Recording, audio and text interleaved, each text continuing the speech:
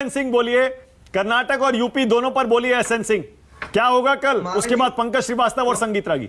SN Singh महाराज जी बहुत सही Samajwadi party के भाई ने कहा है कि एक परिवार वाली पार्टी बिल्कुल समाप्त पार्टी होने जा रही है। समाप्त तो पहले भी हो चुकी है। कहां 16 लोकसभा की सीटें पाते थे, अब गिनती के 3 सीटें पा रहे हैं। कहा जाता है 3 में न 13 में। पहले विधानसभा में भी कभी गुजरात में आ जाते थे, कहीं मध्य प्रदेश में आ जाते थे, एक आध बार राजस्थान में आ गए, वहां पे भी समाप्त हो गए। तो समाप्त वाली जो पार्टी है, परिवार वाली पार्टी जो नवरत्नों से घिरी हुई है, जिसको जानकारी ही नहीं कि परिणाम कैसे आएंगे।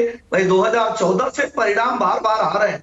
और वैसे भी समाजवादी पार्टी की बागडोर मानक जी किसके हाथ में है? ऐसे आदमी के हाथ में बागडोर है जो कभी चुनाव जीता ही नहीं। 2014 में जब चुनाव होता है तो भी नहीं जीतते हैं, 17 में हारते हैं, 19 में हारते हैं, 22 में हारते हैं, छोटे चुनाव हारते हैं, बड़े चुनाव हारते हैं।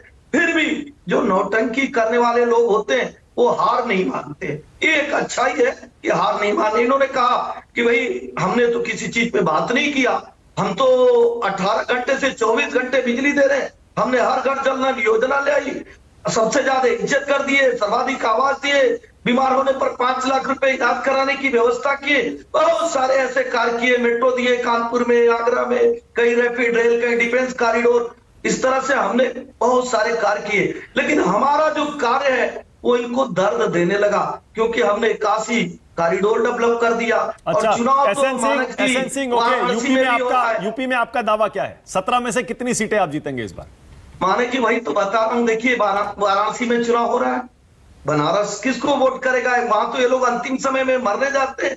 और ये चुनाव तो अयोध्या में भी हो रहा है, जहां राम भक्तों पर गोली चलाए हैं। दर्द तो इनका बढ़ाएगा। और चुनाव तो पाप नाशनी जो गंगा है प्रयागराज में, जहां अपराध के कूड़े के पहाड़ हो गए थे, वहां हमने नहीं, आंकड़ा बताइए ना, 17 में से कितनी?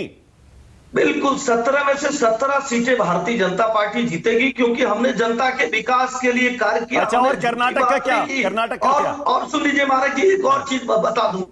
देखिए आज हमारे जो समाजवादी पार्टी के मित्र हैं, इनसे कहिए कि ये तय कर ले कि कल ये ईवीएम पर सवाल नहीं उठाएंगे, कल चुनाव आयोग पर सवाल नहीं उठाएंगे, फिर वो सुप्रीम कोर्ट पे सवाल नहीं उठाएंगे। रही बात कर्नाटक की, तो जब आप हनुमान जी के पूंछ में आप आग लगाएंगे मानक जी, तो निश्चित तौर पे परिणाम देखें कि हनुमान जी के पूंछ का परिणाम होता क्या है।